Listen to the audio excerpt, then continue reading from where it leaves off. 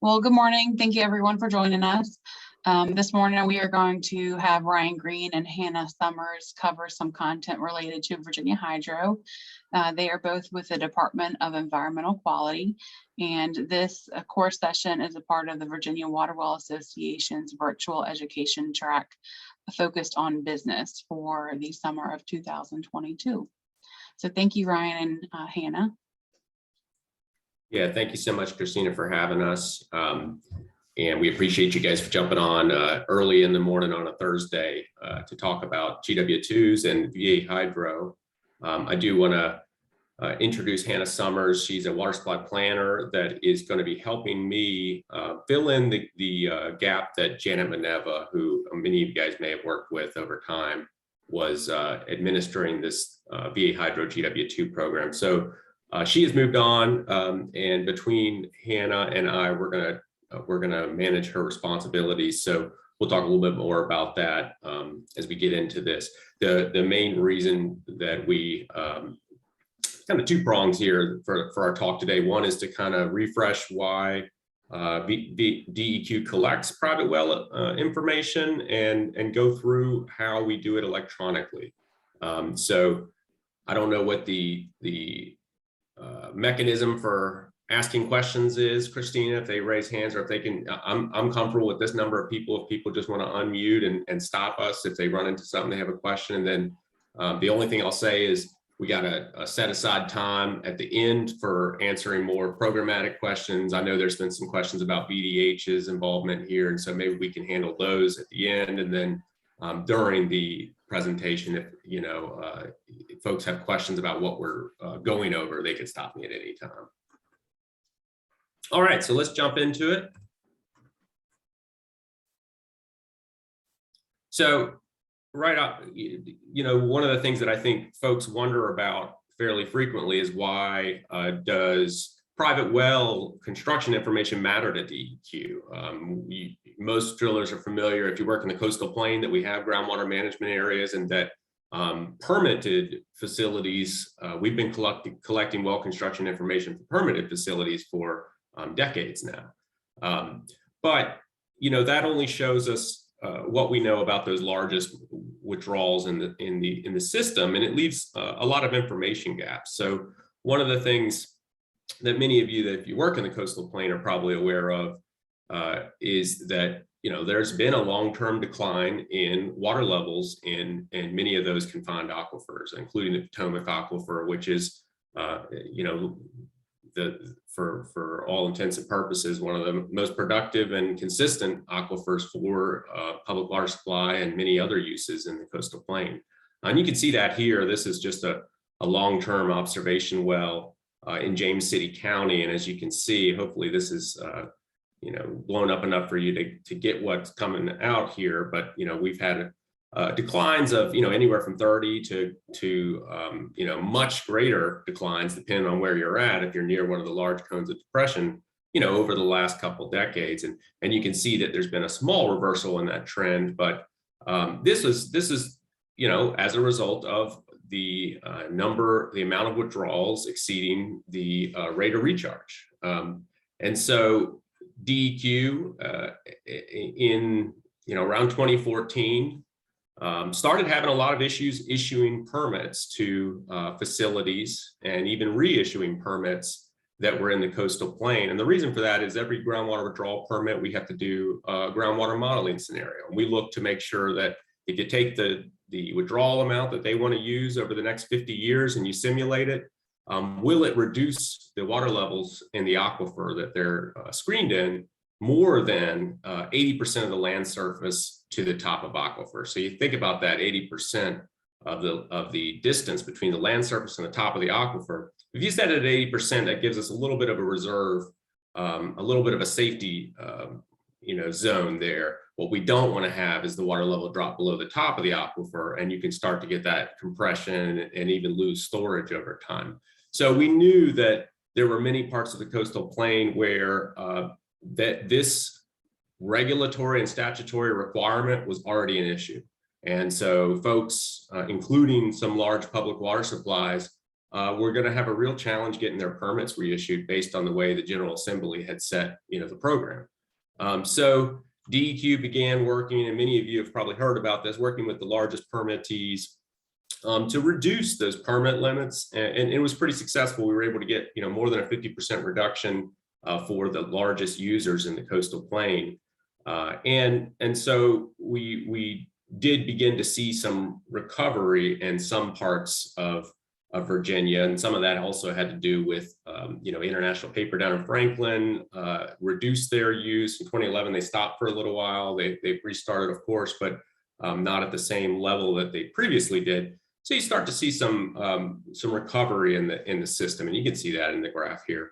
But one thing we also know, just from talking to localities, talking to well drillers, is that private well use is increasing in many parts of Virginia, where you have population increasing and there isn't a service area, and folks don't have another option. They're going to put a well in, and that's good. We like that folks can put wells in and get access to that clean, reliable water from the Potomac Aquifer or wherever they're screening. But one challenge with that is we don't know much about where exactly, how much, and in what aquifers. At least we didn't previously. So that was the major reason for pushing to have more information on private well construction. The General Assembly saw this as an issue and wanted to address it. So the other thing is, this information is not just to gather and sit on. It is used in the model to provide estimates of that private and domestic use. Those get updated periodically. We work with USGS to do that. So this information feeds directly back into the model. And what it will allow us to do is look at both these permitted uses, which are, certainly the largest users relatively. But if you take all the small private users and domestic users and add them up, it's certainly also a very large demand on the aquifers. So with this information in hand, we can begin to understand where this growth is happening, where we can expect the growth in domestic groundwater use, which is not regulated, to potentially have introduce some challenges. So localities are very interested in that information. They know that they're growing, they know that their populations are growing, but they don't always know to what extent that might impact their future ability to get groundwater withdrawal permits. So that's where this information was critical. And so in 2014, General Assembly passed House Bill 1871, and what that did is required water well system providers in a groundwater management area. You can see that we have two in Virginia.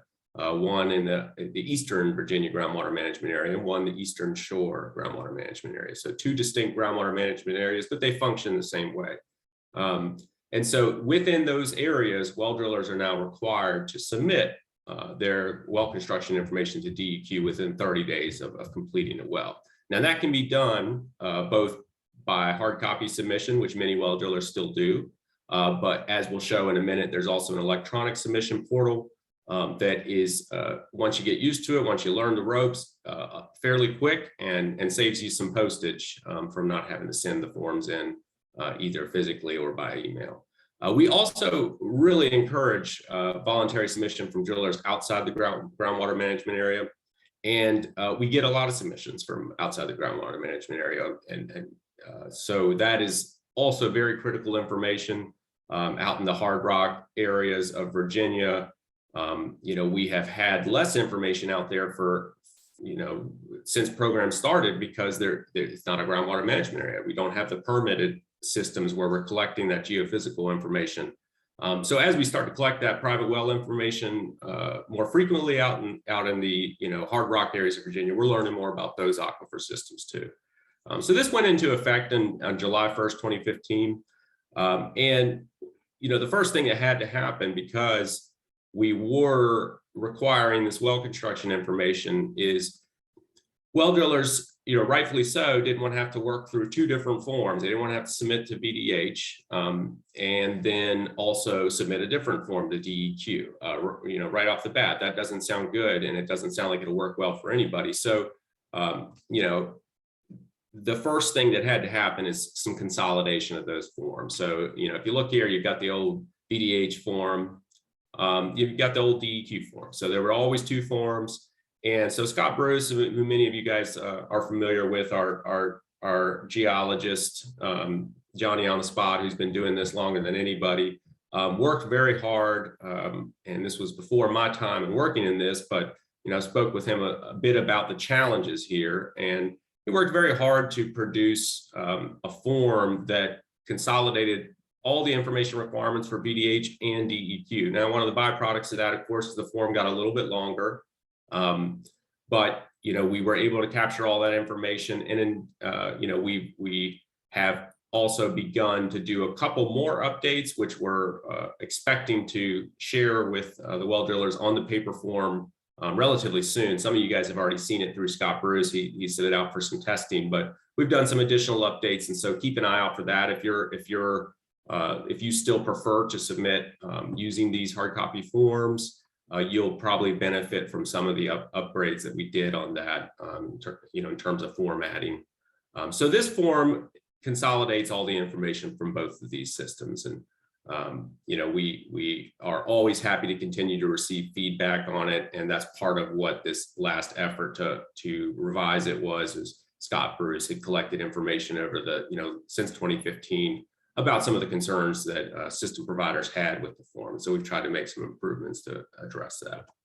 So to the topic of the hour, though, we also wanted, as part of this effort, to try to provide an electronic manner to submit these paper GW2s to DEQ that would make things more efficient for DEQ, but also for well drillers. And I know sometimes we don't always hit the mark on that. And so we're always happy to hear feedback, and I expect we'll hear some today. One of the major goals of this effort was that, it should be efficient and easy to do. And that means you can do it in the field on a cell phone or a tablet. It's web accessible. It should offer utility to system providers too. It should allow you to pull up and look at all your previous submissions and do that in a way that, if you're in the field one day and you want to check and see, where you set the screen at a house a couple miles from where you're putting a well in, you'll be able to do that.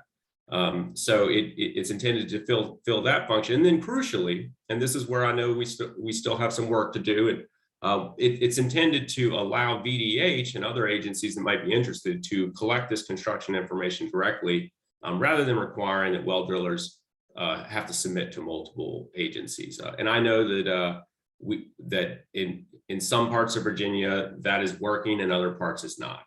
And we're aware of that. It's one of the things that we'll talk about a little bit after we get through this demo. This started in 2015. We did quite a bit of outreach at that time with both well drillers as well as VDH to get this off the ground. As things go, priority shifted. We had staff changes at VDH, and so there needs to be some re-engagement on this topic, and so we're starting that process now, and we hope to address some of the issues that you guys have noticed in the field.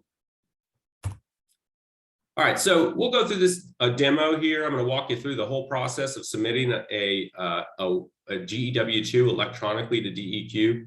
Now, if you have already been set up in VA Hydro and walked through this, some of this will be a refresher. If you have never done this before, one of the first things you're going to have to do is reach out to Hannah Summers, who's, as I introduced you to, and we've got her contact information. We're going to have to get you set up in VA Hydro. Get your system provider license and all that set up. So that'll be the first step for you. So you'll if you're seeing this for the first time, just know we've got to get you set up before you'll really get a crank on this. But this will still give you a chance to get a feel for what we're doing. So what we're going to do is look at. I had Christina send out a couple things. The first thing I'm going to show here is a how-to. Now, one of the things about this how-to we noticed after the fact was this is actually intended for DEQ staff that are entering the paper submission. So when we get a hard copy submission, we actually enter it manually into VA Hydro, so that information is still being collected. This is still applicable once you get down to basically step 5, where you're actually entering the well. And I'll show you what I mean by that in a second. The screens are a little bit different on the front end if you are a DEQ staff. So let's, before we look at VA Hydro, I want to show you what I'm going to be referring to as I'm entering this information. This is I just made this information up. It's not a real well. I'm not a well driller, so if some of my well construction information here is not quite up to snuff, doesn't meet the code, you guys certainly let me know. But this ain't a real well, so we won't worry about it too much. So that's what I'm going to be referring to as we go through this process. All right, so VA Hydro does a lot of different things. It's not just a portal for managing GW2 submission. It also handles all our permitting, water supply planning, a whole bunch of different things. So what I see here is going to be a little bit different than what you see, because it's tailored to what your account is intended for. So if you're a system provider, when you log in, it will dump you straight on to this screen, and it will in fact already have you acknowledged as the system provider. And all you'll have to do is go here to create a new GW2. From my end, it's a little different because I'm not connected to a specific system provider. So what I'm going to have to do, and I'm going to use a test system provider. And then this will take me basically to the same place that you'll get. When you log in, it's going to look like this for the most part. So you'll be able to go in, you'll be able to see, the GW2s. Is this zoomed in enough, or should I zoom in some more, Christina or Hannah? How's that? Is that coming through okay? It looks good. You're Okay. good, Ryan. So when you log in, you can do a couple things. You can create a new GW2 if you were starting, and you'll see your system provider name here. And again, if you have not gotten set up in VA Hydro, we got to get all that set up so that we can link your email, your account to your actual system provider license and get you set up. But when you log in, once you're set up, you'll get your information here. You'll be able to look back through the GW2s that you've submitted. You can pop up. These are all test ones that have been done previously. You'll be able to pop up a print form that shows you the information. And again, this is not organized as well as it is on the paper GW2, but all the information is there. So this is, helpful if you need to print and, carry something out in the field, or if you need to send it to the well owner for those reasons. A lot of folks use the paper GW2 in the field and they fill it out that way, and then they use that as a reference as they're filling it out electronically. So once you get into you're ready to enter a GW2, you can just go here to create new GW2. Now, one thing I'll point out is that if you get halfway through a GW2 and you don't finish, those are saved under draft GW2. So you could start and not get all the way through and pull it right back up and finish it at any time. So that's an important function to know. You don't lose your progress as long as you complete each of the sections, and we'll go to that in a second. All right, so when you hit create new GW2, there's going to be an option to either select a previously saved driller, and most of you guys, if you're using the system, should have a driller in there. If you're logging in for the first time, you may need to add yourself as the driller. Now, system provider and driller are usually the same thing, right? In some cases, we've had system providers that have had other drillers working under their system provider license, have done it that way. In general, most of the time, your driller name will be the same name under the license. In this case, I'm just going to pick, again, this is just test, so we're using a fake driller here. And I'm starting a process, and you'll see here the GW2 version 1.0 form. This is a little progress bar that will walk you through. I'm going to zoom in a little bit more here, walk you through how far you are in getting the submission done. And so now, if you will just kind of follow along, I'm going to be populating information from that GW2, and I'm going to move kind of quickly because most of this is fairly straightforward. If you see the red star here, that means that this is a required field. You won't be able to move forward without putting something in that field. So we don't need to fill out every field, but what we want you to do is fill out every field that you would normally fill out in the paper GW2. So we want to collect all this information, but the reason why we can't require all of these fields is if not all these fields are going to be relevant to every well you drill. So if it doesn't have a red asterisk, you can submit the form without it.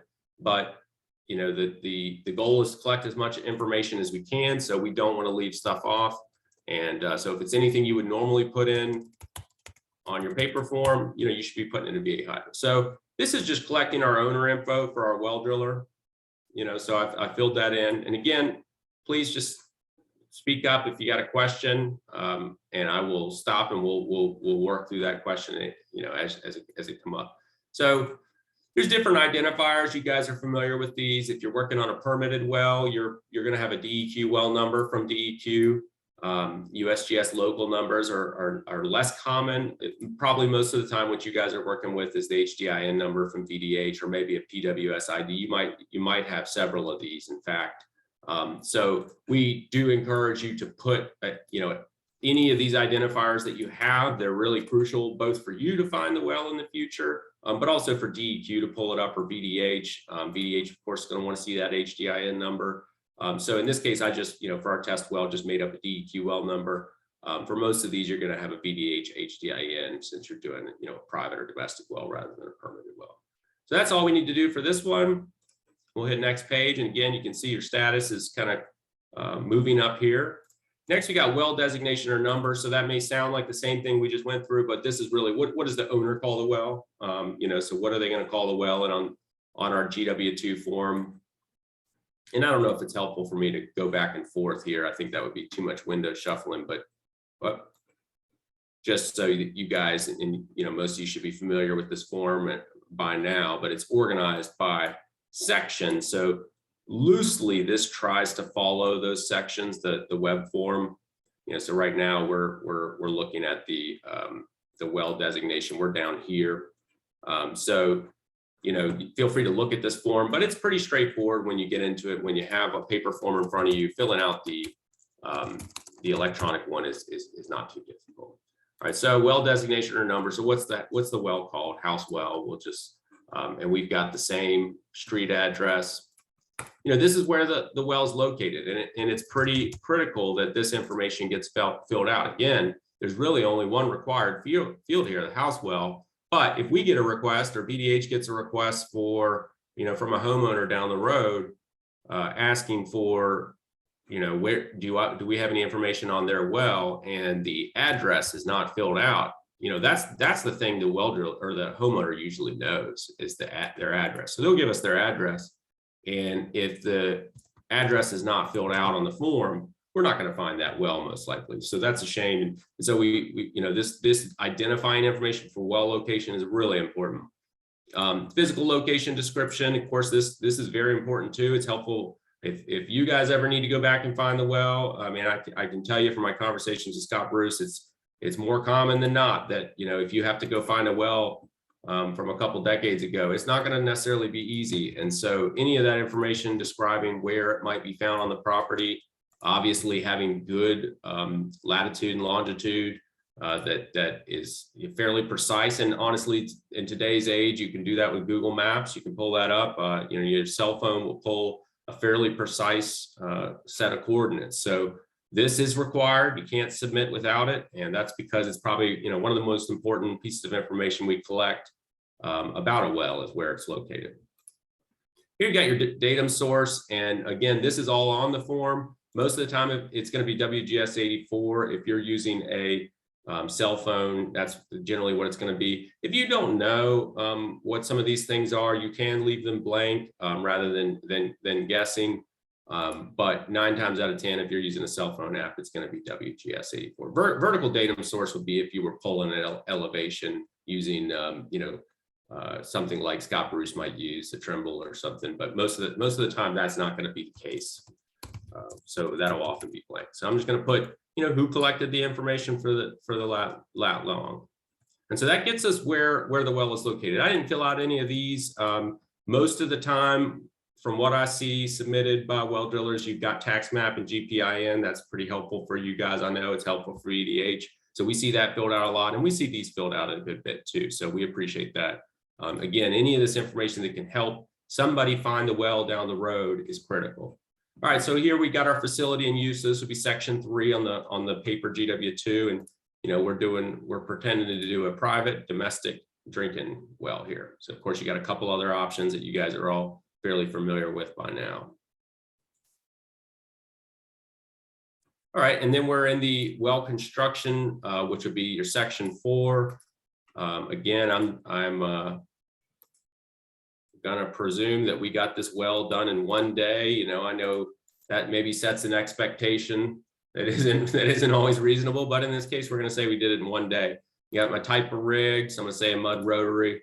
Again, I'm not a well driller, so if you're telling me the mud rotary ain't the best rig for this job, you know, I'm willing to hear that.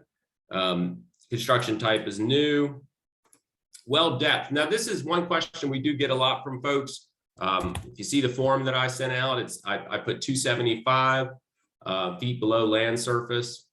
The well depth should be the depth of the casing or screen, not the borehole. So while sometimes you will drill deeper than your casing, what we're looking for there is either you know, the lowest screen interval or the lowest casing, whichever is lower. So if the screen's the bottom, then you're going to be using that lowest screen interval. So in this case, you know, in our make-believe well here, we've got, you know, 0 to 250 casing and then 250 to 275 screen. So that well depth will be 275. But then on the borehole depth, you know, I've got 290 there. So different things, you know, I think that well drillers get that, but sometimes we do get questions from homeowners and otherwise. Depth to bedrock, you know, we'll say this is in Sussex and we're not drilling that deep.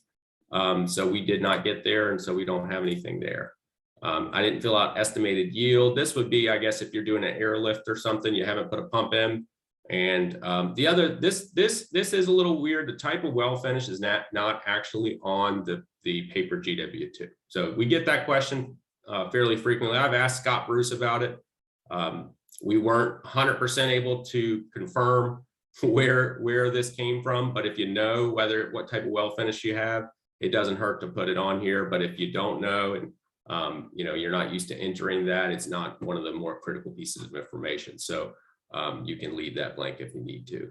Type of seal, we're going to say that we did a pitless adapter here, and then we've got a question about whether it was collected by a camera survey or not. Most times that's going to be no. You're constructing a well, you know how you constructed it. This would be if you come after the fact and you're asked to put together a GW2 for a homeowner or someone else on an existing well to describe how it was constructed, and you've got to use a camera to figure out where those screen intervals are.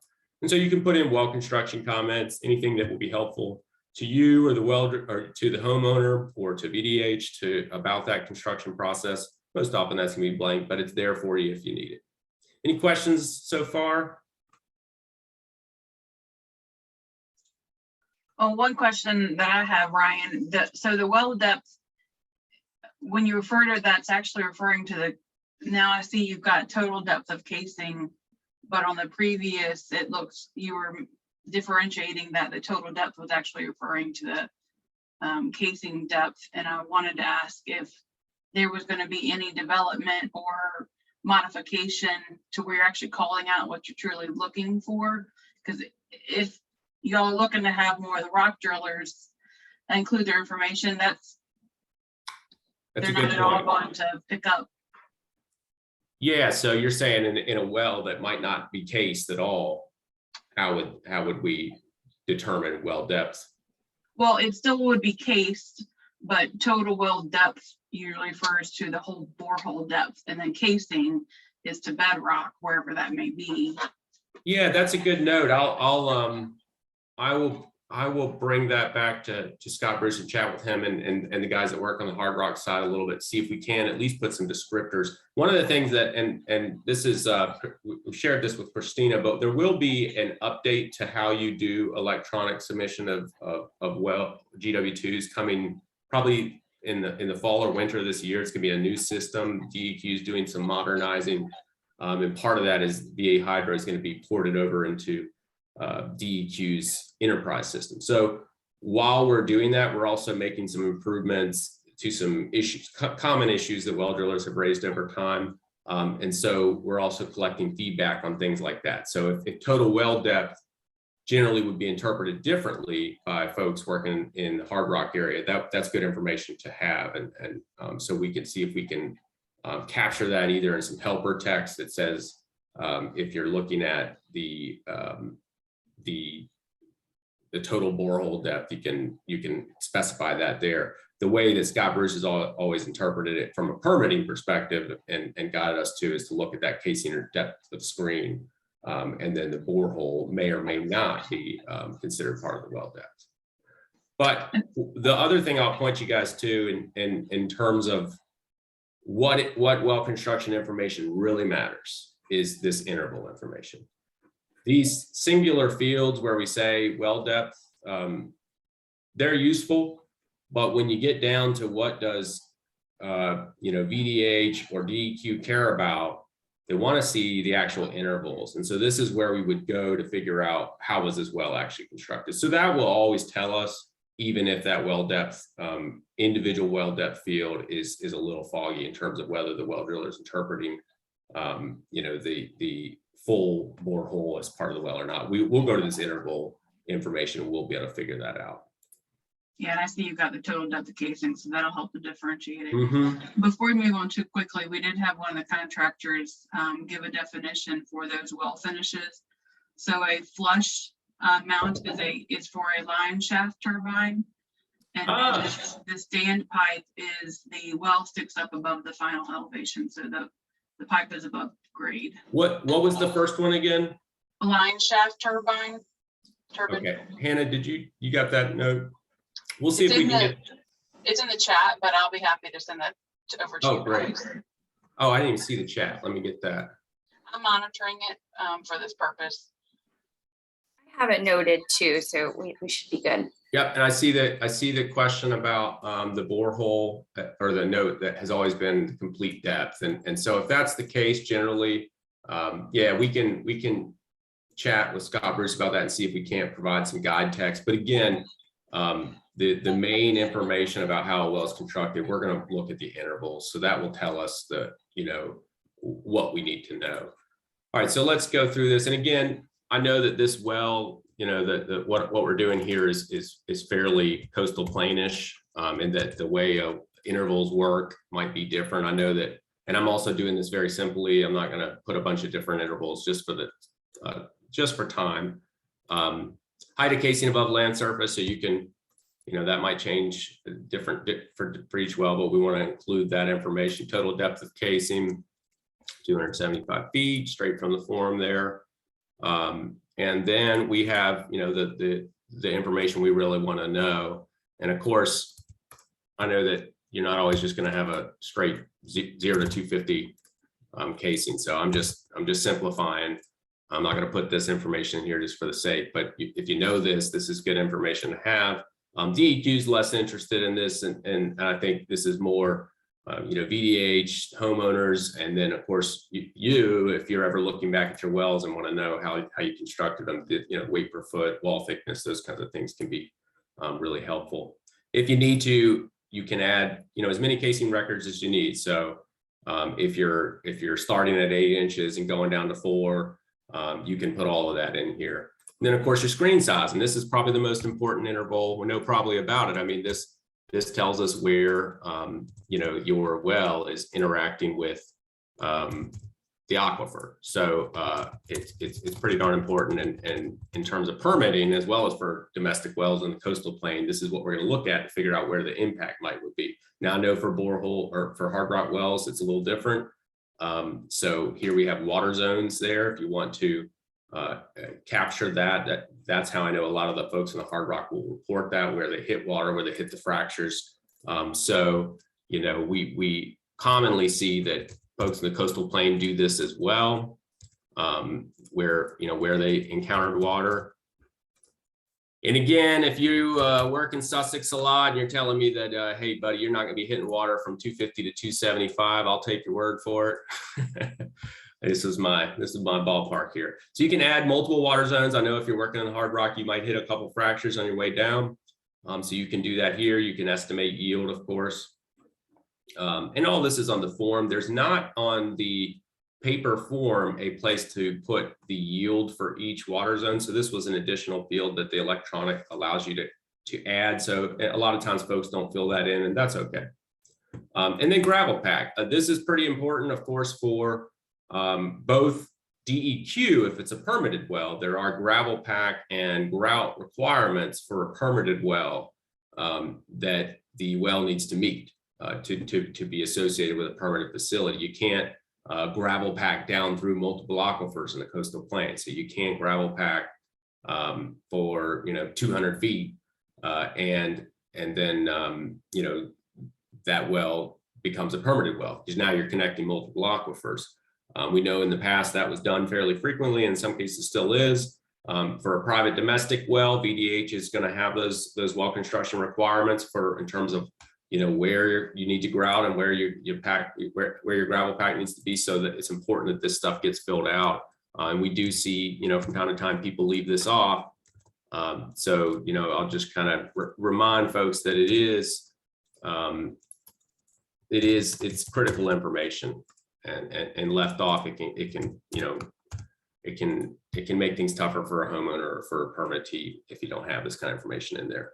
And then grout, of course, if you're doing a domestic well, there's some grouting requirements. They're different from if you're doing a permitted well generally.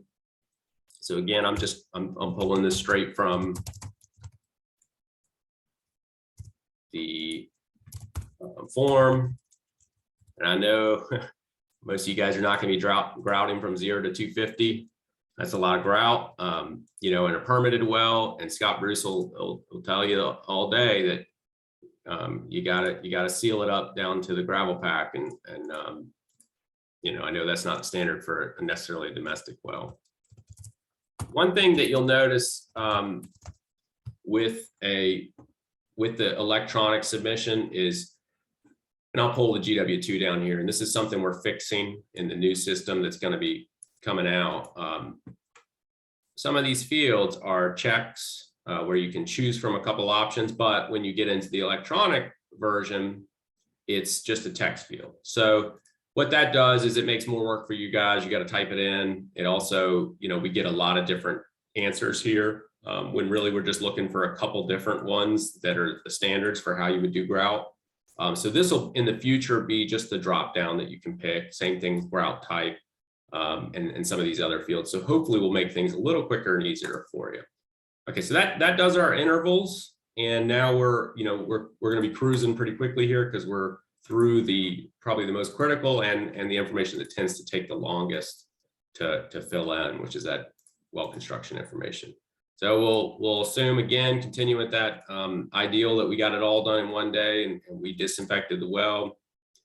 And then you've got your pump test information. So there may be some cases where you install the well, but you don't install a pump. And so some of this stuff will be blank. And so again, none of it's required because we don't know if it'll be applicable to what you did that day. So static water level, what did I put on the form? 125. And again, these test dates are it can be frustrating putting this data in every time, but in many cases, these are not all done on the same day. So it's pretty important to have that information. So this next section is one of the things that has been fixed a little bit in the new form, which you guys will see soon. The example that I sent you actually is that new form, so you can go ahead and see it. And Scott Bruce has shared this with some drillers who are testing it now, so it's no big deal if you want to start using it. We're going to work with VDH, but what it does a little differently here, let me see, where am I looking?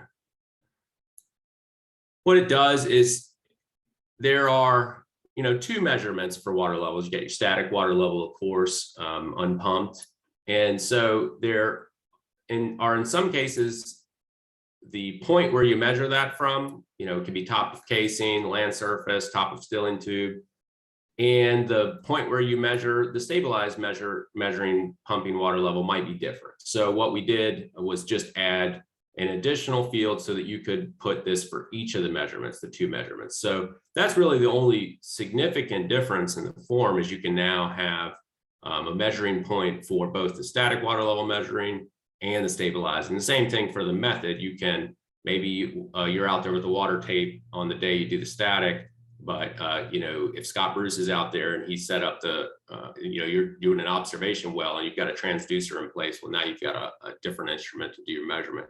So this was kind of to handle edge cases that he runs into fairly frequently, but you'll notice that the VA Hydro electronic submission isn't quite ready to handle it that way, but the new system will be. So right now, all we have is we can select our test method, and then, water tape, 125 feet, and then we can put our stabilized pumping water level. Let's say 175, I think is what I said on the form. And again, I'm just gonna put that same date. These are a little different too. This is another thing that we're fixing. So if you look at the form, you'll see land surface, top of casing, and top of stilling tube. So, top of well and top of casing for most people is the same thing, so this is a little wonky. And so bear with us on this one. Choose whichever one is most appropriate for what you're doing. So I'm gonna choose top of casing to match the form. This will be corrected in the new setup. So sometimes you might throw a test pump in and do your measurement before you actually install a whole pump, or the production pump, or like I said, sometimes the well driller is not installing the production pump at the same time. So here's an opportunity to put what was the test pump intake depth, and then the stabilized yield. So you can put that in there. What did you get after with that test pump? 10 gallons per minute. 4 hours, and that's fairly long. And then natural flow, we don't have too many of those in the coastal plain anymore, I don't think. Certainly used to be that way, where you pop a hole and water starts flowing. I think that isn't as common, but if it is, it's important information, and Scott Bruce would certainly like to hear it. So this would be flow rate. If you do have natural flow, you can put that in, but you don't need to. So this is usually no and blank, but this information here is what gets filled out, and it's important information. That static water level measurement is pretty good information, particularly if 10 years from now we want to look back and see where was the water level and for this well. You'd be able to do that. All right, and then the pump data information, which is section 8 on the form. Here's what your actual production pump would be. You'll see these should be we should remove these. This was an older system, so what we ask you to do is just go ahead and put them in these fields right here. I'll probably talk to our database folks and have them remove those 2 fields. So this is pretty straightforward. You're just going to fill in your horsepower. What was the depth? Let's see, what did we say? 175. Pump rated capacity. You should know that from your manufacturer specifications. And I don't know if that's realistic or not. I certainly didn't go pull a fact sheet. And so now we're getting pretty close to the end here. When you get to this geologic information, this one confuses people, and rightfully so. We're going to do a better job of communicating this in the new system, but this actually goes to this section here, as well as some of these fields internal use that Scott Bruce and his folks will use sometimes. So generally speaking, for most private domestic wells, you're not going to have any of these really filled out, because the only ones that generally apply is if you were doing a permitted well and Scott Bruce was out there with you running the geophysical log, then he would want you to put in here that you ran this or that log. And he may even give you a couple other pieces of information to put in here. If there was an aquifer test, you might say yes. And then if you have water quality results, this one is one that folks more commonly will have, even if they're just doing a domestic well. If you're asked to pull a sample, then you can put yes and upload that, and that will be saved as part of the package, and you'll be able to see it when you download the whole thing. And I can test that real quick. Where did my window open?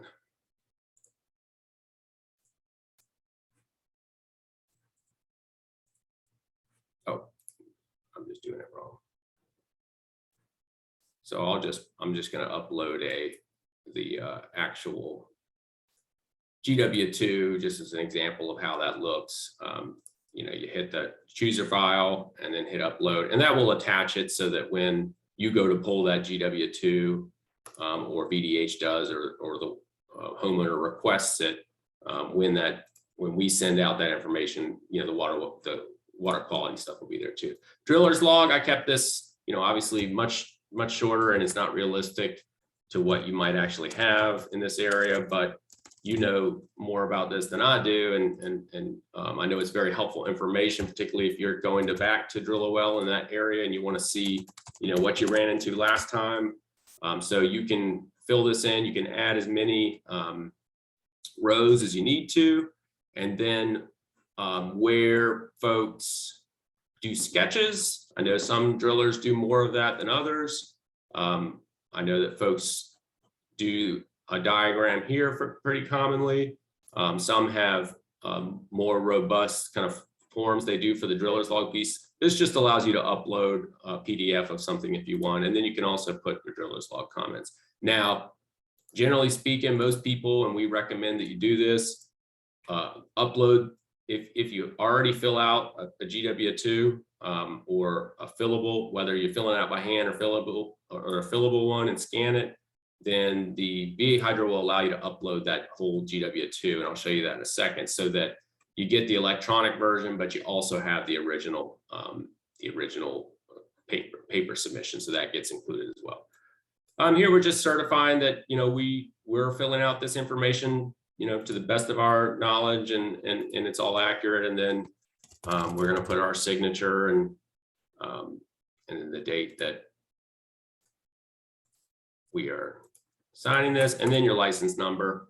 There's no license number for this test driller account, so I won't fill that out. I do notice that folks put different formats for the license, that generally we can usually figure it out.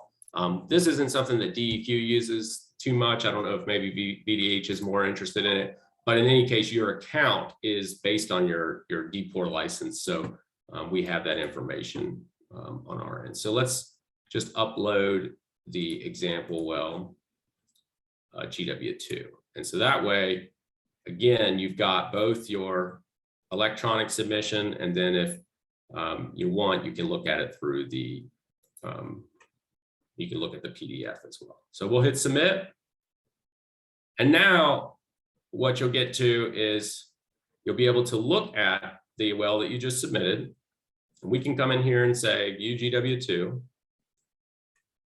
You can print it, but this is what you get. You will be able to open up the original scan GW2. So if you don't like looking at this format, then I encourage you to certainly upload the GW2 as well, so that you have access to that.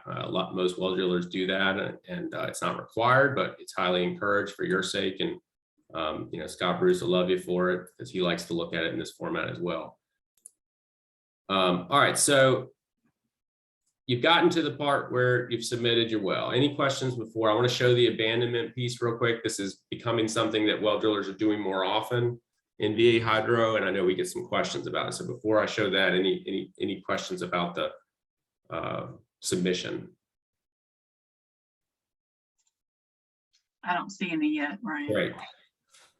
Well, so VA Hydro is currently set up to handle abandonments of wells that you submitted as a system provider. You're not easily going to be able to abandon a well that, let's say you get a call from a homeowner that you didn't drill the well, there's no well construction information, because it's not going to be in VA Hydro. So what we ask folks to do, if at this point, and we're hoping to address this in the new system, at this point, if you are abandoning a well that you didn't drill, the easiest way to handle that is to just go ahead and fill out this whole form, fill in as much construction information as you know about it. If you don't have an old water well completion report, you might have some information from the homeowner, you might have something from VDH. You fill in what you can, and then you fill out this section 6 to show that you abandoned it. Now, in VA Hydro, if you have constructed a well, and let's say, you know, the casing fails, or you know, you're just not getting what you you know, the capacity that you had hoped to get, and you're going to have to drill another well, then you can come in here and just hit the abandon well button. And what this will do is just pop up a couple more fields. So let's say that we abandoned it, you know, a couple weeks after we drilled it. I know nobody loves to do that, but it happens. Static water level measurement is more critical if you were abandoning a well that was constructed a long time ago, because what it will allow you to do then is compare, if we know the static water level, if this well was built in the 80s, and you take a measurement before you abandon it, well, then we got an interesting data point. We can compare what it was in the 80s and what it is now. And then casing size, ID, and materials. This is again straight off the GW2 form, but it just allows us to confirm or somebody to confirm that this was a 4-inch PVC casing that was abandoned, and just makes it a little easier to confirm that we're talking about the same well. If you pulled a well or pulled the casing, I don't know how common that is. I don't see it too often. Or if it's an uncased well, you can handle that here. Depth of fill and type and source of fill is something, I've asked Scott Bruce a little bit more about. I know sometimes people just use, dirt and stuff to fill. I think grout is the standard. So generally you're going to be filling, something like this in if you're grouting the well up. But again, my experience, and, limited as it is primarily in the coastal plain. So I know things may be different in different parts of Virginia. And so if you're just filling, with some kind of fill, you can handle that here. If you're grouting, then you would handle that here, if that makes sense. So, and again, this is section 6 on the form. So let's say we're grouting it all the way down to the bottom of the screen, and we're just using bentonite or something. That's all we need to do. And then, generally speaking, there's people use, a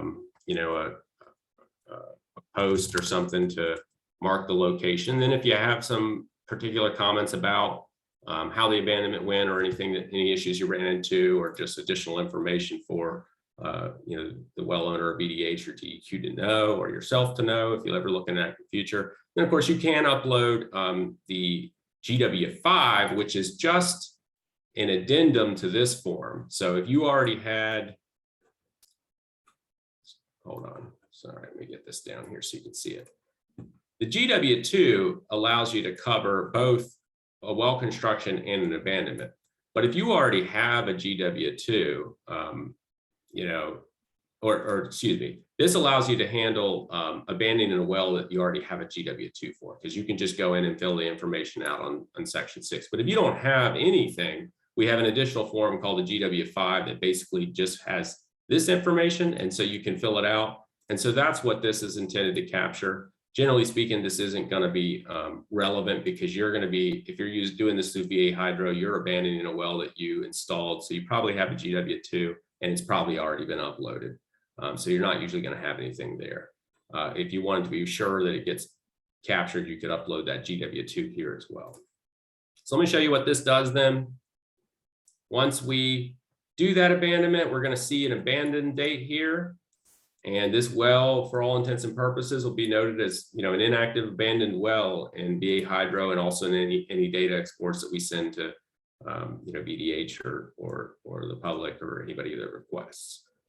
So that is kind of the spiel on how you do it.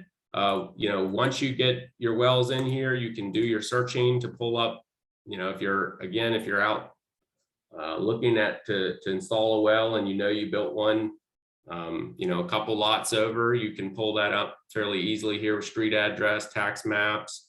And so for some of you that have quite a few submissions, and we're up to, I think, 13 or 14,000 wells that have been submitted electronically to VA Hydro now, in addition to all the ones that have been submitted in hard copy form. So that not all of those are counted. So we really do appreciate that folks are using this. And also, whether you're submitting paper or through VA Hydro, that information has just been hugely helpful to USGS and DEQ as they start to try to figure out where, the private well use is becoming, is increasing at the highest rates.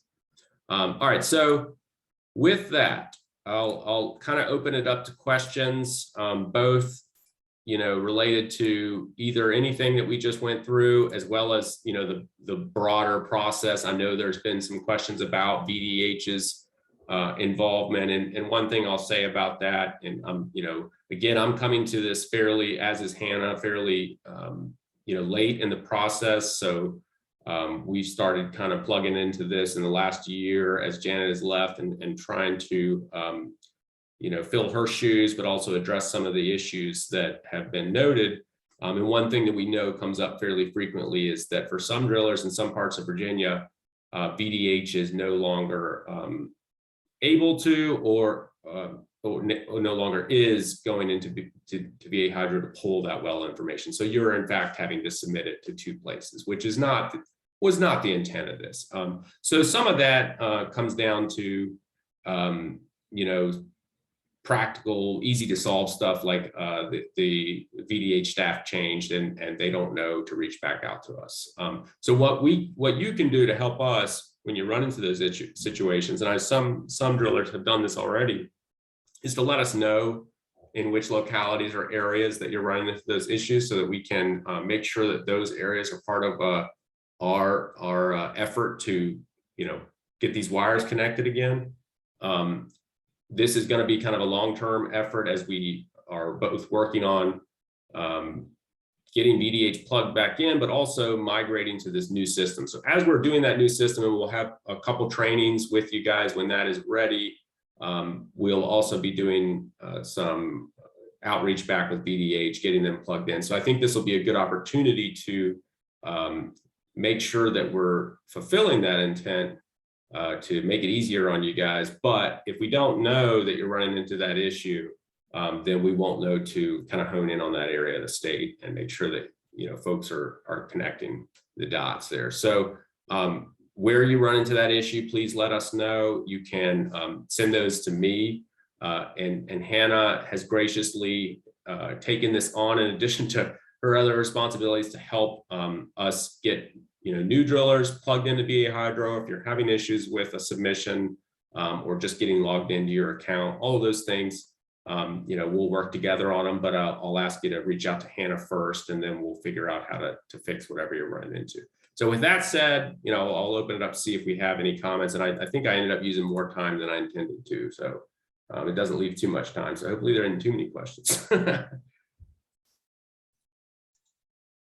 Feel free to unmute yourself and ask me questions if you have any. I don't see any in the chat. And I will update the contact that I send out for the questions I receive regarding Virginia Hydro to send them to Hannah. So I appreciate her ability to step in. We do have one question that's come in. Does the search registered wells quote function allow for any wells to be searched, or just the wells that the logged in person has done? Yeah, that's a great question, Curtis. To my knowledge, I can't test this right now because I'm logged into my account, which would search all wells. To my knowledge, it will only let you see the wells for the person who's logged in. It is something that we've discussed, and in particular, as we're looking at this new system, but there are concerns with public water supply and private wells information being shared too broadly.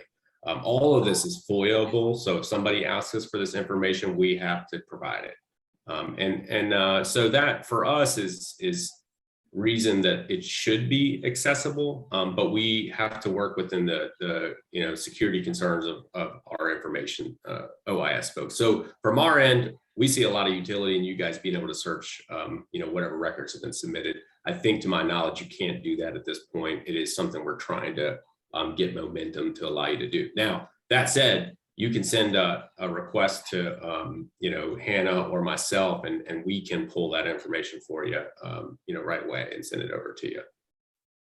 And I understand years ago when this first came about, that was one of the conversations that the Water Well Association had with VDH at the time, was that this database to an extent would be searchable by anyone.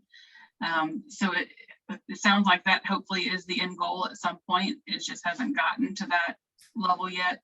Yeah, and again, I have to test to see. I don't know if anybody's done that recently or tried. As far as I know, it's not a current capability, but I could be wrong. I could be wrong. I can check on that. But yeah, that is a goal for us. One of the things we've tried to do recently is also get all of our water withdrawal reporting on a public facing portal where anybody can log in and look at that, see where all the wells and intakes are and how much they're reporting. And we ran into the same roadblock there where, you know, there's concerns about this information being available to the public in that efficient a manner. But I think as Shirley Well here has identified, if you can go to VDH and the local health department and get this information, you know, there's really no very good reason that you shouldn't be able to pull it from VA Hydro as well. It's something that we're working on to address with our information security folks. It's also a VDH concern, frankly, that you know, public water supply wells and intakes are generally not shared their location widely, but I don't know if they have that same concern with private and domestic wells that they may. So we've had some hesitation from them with that, but again, it's FOIable information. You can go down to your health department and request that information. They have to give it to you. So our goal, and I think that's one of the utilities of this system, is to allow you to access that. So if we can't get there, I know that limits how much you'll use it. And so we would like to get there, and we'll certainly keep our eye on that ball. Definitely a lot of parameters and thinking about the admittance and who can see what. And so that's understandable. So appreciate y'all's diligence and kind of thinking through that. Well, I appreciate y'all's time this morning. Great presentation. If anyone has any questions, feel free to reach out to myself or the information that Ryan has provided with himself or Hannah. And at this time, I'll go ahead and close out this morning's course. And if there's any follow-up that you want me to submit to anyone, Ryan, just let me know. But Sure. I appreciate y'all's time with us. Great information. Yep, and we'll look forward to doing something similar to this when we get the new system in place, and then hopefully seeing folks at the field day and maybe the winter session as well, so we can kind of keep this conversation going. So I hope to see some of you guys in person then. Absolutely. Sounds good. Thank you.